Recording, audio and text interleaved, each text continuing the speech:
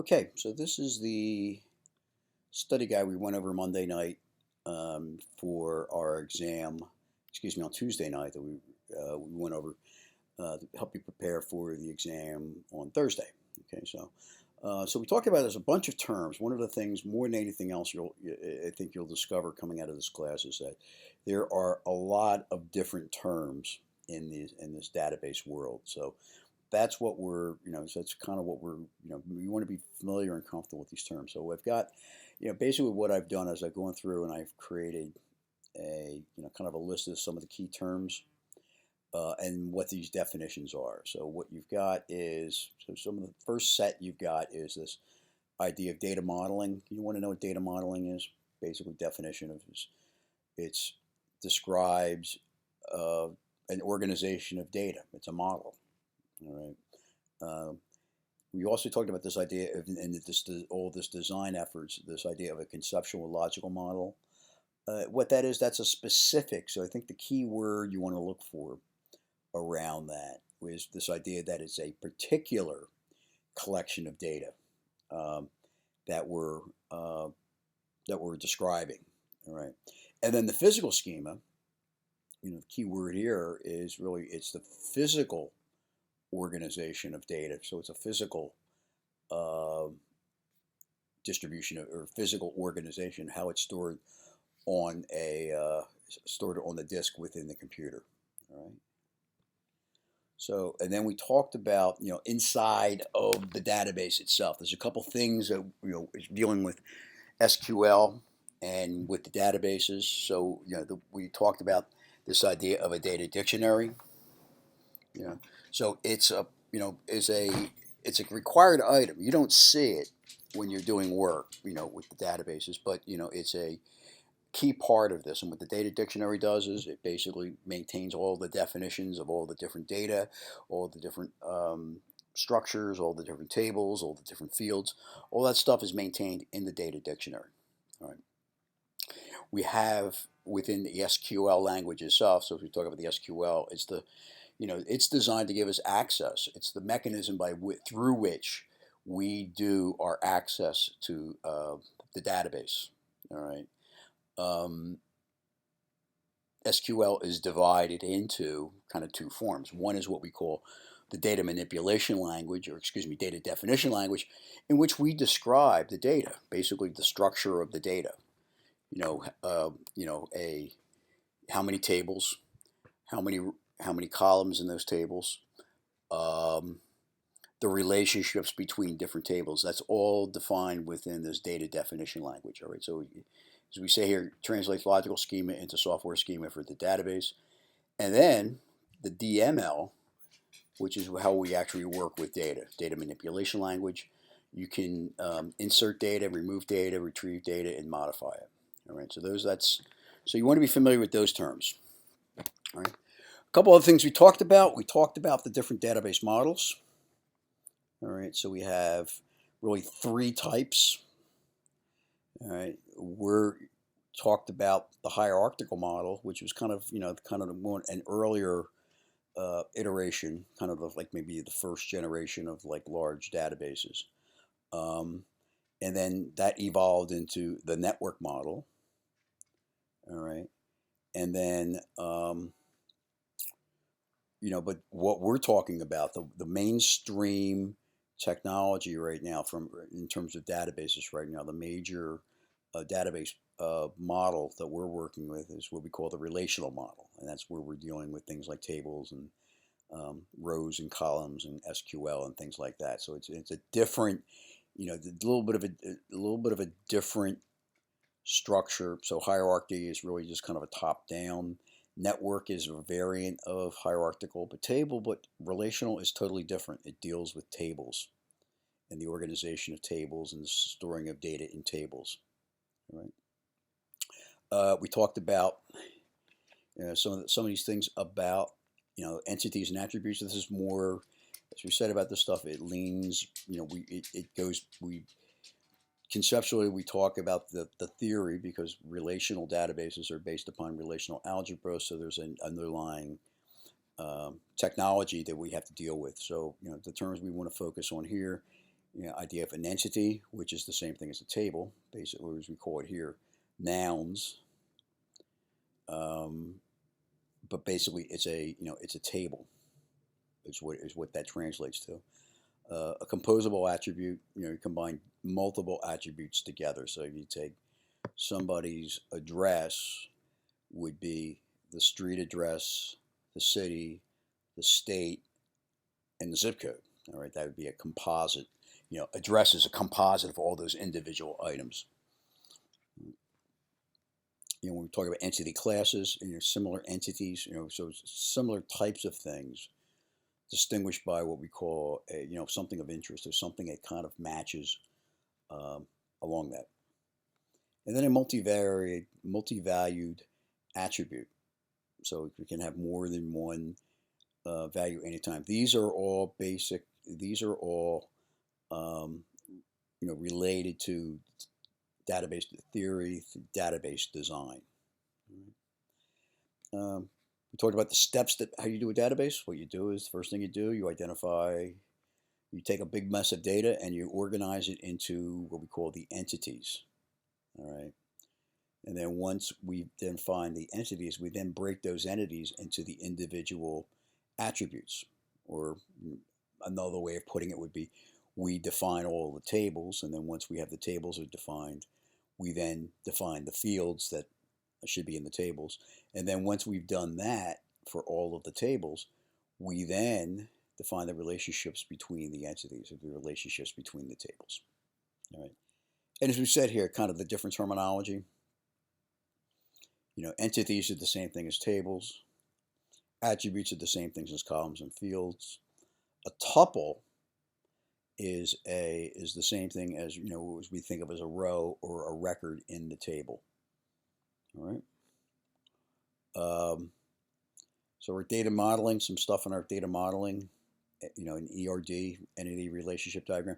Basically, it describes everything. It's the big picture of all the tables, all the fields, and how everything gets hooked together. If you get a copy of the ERD for a database, basically you know how it's structured. You know everything about that. You would need to access it. UML is a language that's used to describe these models, and then there's what we call a structured diagram. All right. So that's also a kind of a variant or kind of an adaptation of entity relationship diagrams. But the entity relationship diagrams, describe everything, all of the fields, all of the all of the different relationships and whatnot. Whereas data structure is a little bit simpler than that. All right, so we talk about this idea of different types of views of data: conceptual view, an internal view, and external view. All right. So once again, think of this in terms of when you think of conceptual, it's really high level. All right. It's kind of a not a lot of detail, but kind of a high level representation. Internal view is really it creates a piece of that or pieces of it.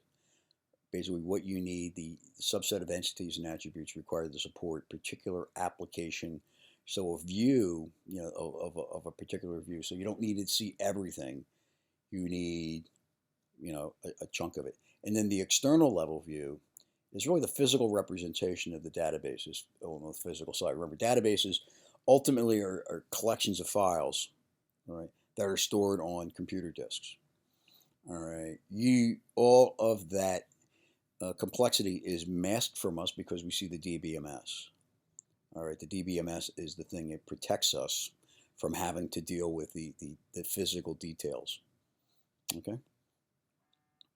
One of the things we had talked about within conceptual theory, or excuse me, relational theory, is this idea of what happens if you don't set the structures up correctly. Remember, there's a lot of work to set up tables and definitions and things of that nature. All right, so the reason we do this is if you don't set it up, you can run into situations where you run into what we call anomalies. All right, so there's three examples you'd see. One would be you would have an insert anomaly where instead of having to insert one field, one record, you'd have to insert multiple records in multiple tables.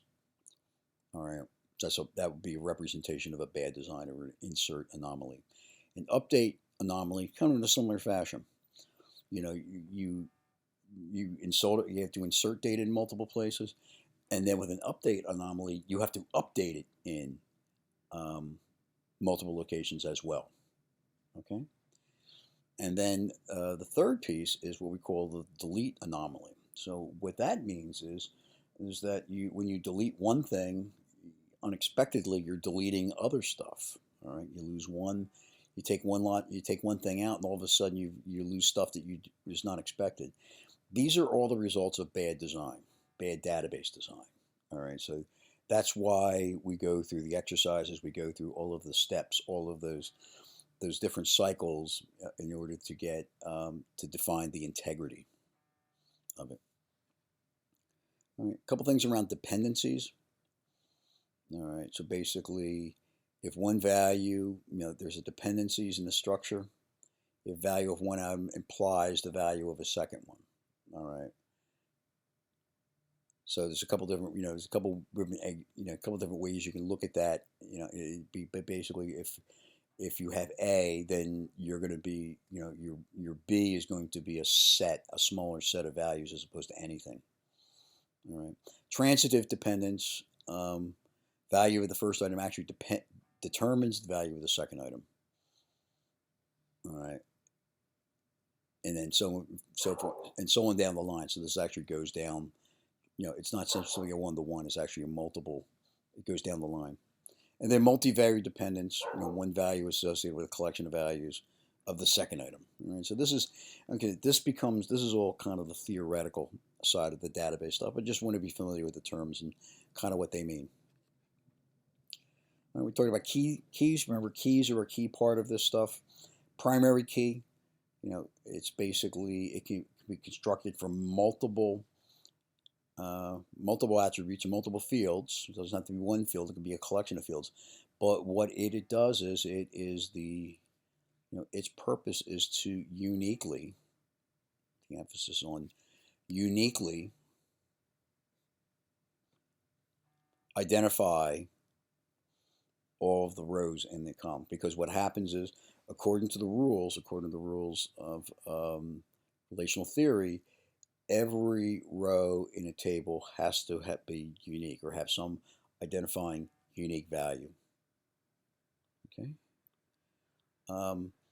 Foreign key is really the mechanism we use when we have multiple tables and we're connecting tables together. You have a primary key in one table, you have a foreign key is in the other table, and that's what ties these two things together. All right. If you don't have a foreign key that matches something in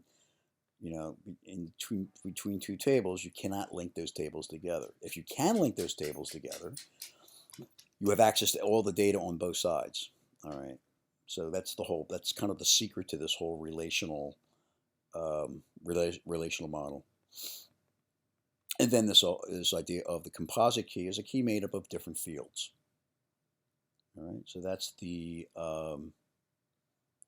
so that's basically what you want to know about keys.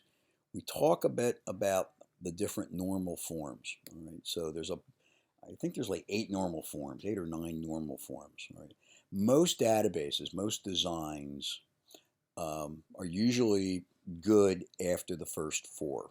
All right, first 3 actually. So a lot of databases. By the time you get to the third normal form of a database, it can be used. All right, it might not be perfect, but it is a usable. So usually you'll see things between 3 and between 4. Okay, so that's what this is. So the first normal form, and this is the kind of the definitions we say. All occurrences must be the same number of fields. We say repeating group. So what happens is, if, for example, we'll take our classic example of the sales order. All right. If we have a sales order and you have multiple lines on the sales order, you define that as that would be a repeating group of attributes. All right, so what happens is you have 10, if you have 10 items you purchased with that order, you have 10, theoretically you could have to repeat, each line item 10, you have to do each, account for each line item, all 10 of them. All right. So what happens is, so getting it out of first normal form is identifying that, making it to the second normal form. So basically, you'll have this ability to kind of separate these things into the structure. So all non-keyed items are dependent upon the primary key. So basically, what we're doing here on second normal form is everything is, we're doing a further refinement. And we're saying, okay, everything is associated with the primary key. All right. So everything that is associated with that particular record is defined in there. Third normal form basically is, as I said, some of this terminology gets a little wordy, but no transitive dependency. So no non-key field is a fact about another non-key field. So basically, you've got by the time you get to this point, you're eliminating these dependencies where, if you have one thing, it can be tied to other things. So what happens is, by the time we get to the third normal form, you get pretty much a working database, a usable database. Fourth normal form is, additional work to further define or further break things out, around different around the independent data items inside of a structure. All right, so, but we're only, from our perspective, we're really only going to be worried about the first four normal forms. So we want to be familiar with kind of what they are and kind of what they mean. We talk about database integrity. So integrity is an interesting concept because basically databases, one of the main reasons we have a database is it protects the data. All right. If you don't have data integrity in a database, there's really no point in having a database. All right. So the definition of integrity, is we call it, for the high level, is it's the overall, the key word here is the overall assurance that the content of the database is accurate and consistent. All right. Then we have a couple specific models of this, or definitions of this, that are kind of baked into the relational model, all right, into the relational theory. One is what we call the entity integrity, which goes back to this question about every row has to have a unique value that identifies that particular row, which we call the primary key. Entity integrity is, so what that means is that every row in that table is unique. Right? That's what entity integrity means. If you have entity integrity, you can run queries, you can you can access data, and the data you get back will be correct. If you don't have entity integrity, if things aren't there, your results when you query, when you access data, when you put stuff out of the database, your data, your outcomes may not be correct. Put it that way. All right. And then we have what we call referential integrity, which is another form of integrity. And what that really is, that describes that the keys between two tables. All right. So entity integrity deals with the integrity of a table. Referential integrity deals with two tables and the ability to making sure that whatever we've defined as the connection between those two, that the values align correctly. All right. So the idea is, what will happen is, if you have an entry in one table, it's also represented in the other table, or in the primary. So what would happen would be, if, for example, we have a field on the foreign key. We have foreign key items that are not represented in the primary key. Well, we'll never be able to get to that data. So in a relational theory, from our perspective, it's a broken database. Okay. The terminologies we look at here, as we talk about our database terms, the relation, it's the mathematical term about the relationships between entities. All right, the relationships between tables. Relational algebra is the mathematics, but the mathematical basis with sets and things like that for how you manipulate data in the database. And then there's comparison operators.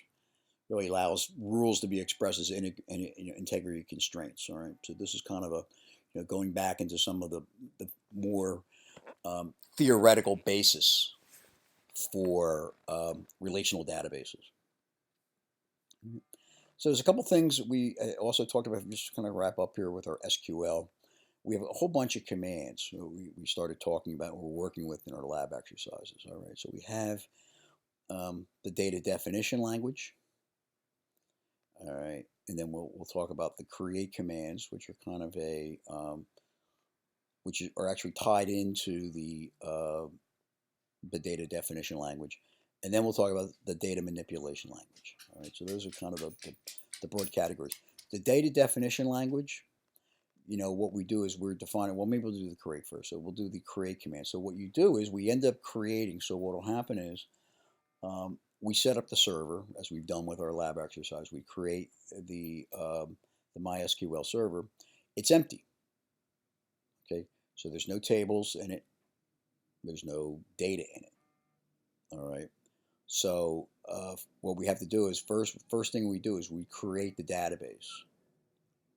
All right, using a command create database, or in this case, or create schema. I think those two terms can be interchangeable. All right, so create database, create schema. Once you create the database, then you can create the tables within it. All right, and when we create the table, we define both the table, we define the key of the table, we define all the fields of the table. All right, that's kind of that's really what our objective is here. We can also, there's also things we can do. We can create views, we can create indexes, which are other, we don't see them in the SQL, but basically they are ways we can optimize access, optimize performance when we're working with the databases. Okay, so that's kind of the create commands, and then it's kind of tied to the create. When we say create table, these are all of the parameters we can add to a field. All right, so you can put all sorts of parameters to describe the characteristics. So, say for example, if we say something, if we have a field, we are going to add a field. We say it's not null. What that means is that field has to have an entry in it. It will not let you put anything in. It will not successfully insert anything into the database without without you putting something in there that matches the key or matches its requirement. Alrighty. Unique basically means is the volumes of every, on that column, every value within that column will be unique. It has to be unique. So you think about it, we described this idea of the primary key. Primary key, A, has to be there. So you want to make a primary key not null. It also has to be unique. All right, which is the which is the characteristics of what we said. It's a character. It's a the identity. The primary key identifies and makes that row unique. All right, so that's the primary key. The foreign key is a command basically to define the relationship with another table. So if you have two tables, one table will have a primary key, one table will have the foreign key, the other table will have the foreign key, and then they're tied together. All right. Default values, you can set a value when you insert something. If you don't put anything in there, it'll put something in there for you. If you don't put anything in there, it'll insert nulls. All right. Or if you put a default, it'll put whatever's in the default. And then finally, a check constraint. So basically what check is, you can do additional stuff over and above all, if it's not unique or not, not null or whatever, or you don't have a default value, you can actually put, you can write program code and have have the database call that program to verify the data matches, your particular requirements. Remember, the name of the game of a database. Database is supposed to protect and keep data correct.